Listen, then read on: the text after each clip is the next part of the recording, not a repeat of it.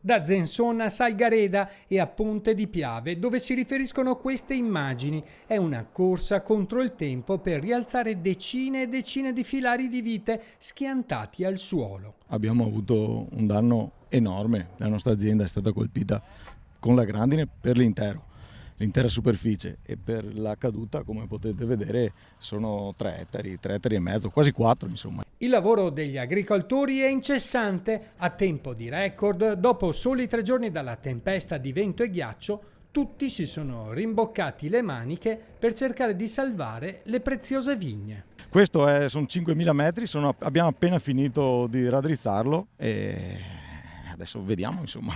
Questa parte invece quanto ci mette? Ci metteremo ancora un giorno e mezzo, per domani sera è in piedi.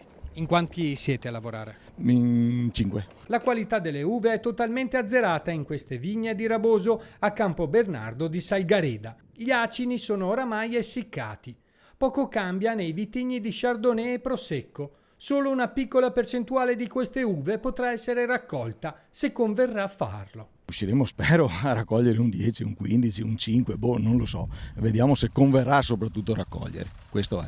Il pensiero è che, vista la stagione, per il prossimo anno, se i tralci andranno a maturazione, le gemme, vedremo insomma. Qualcosa ne risentiranno senz'altro anche nei prossimi anni, in termini anche di malattie che possono entrare, flavescenza dorata, mal dell'esca, tutto si somma e i conti li faremo a lungo andare. Alcuni viticoltori poi tra l'altro non sono assicurati. Sì, la viticoltura purtroppo non si assicura integralmente, questo è un errore che gli agricoltori fanno dal mio punto di vista. La nostra azienda è assicurata da sempre, praticamente dall'88 che io faccio questo lavoro.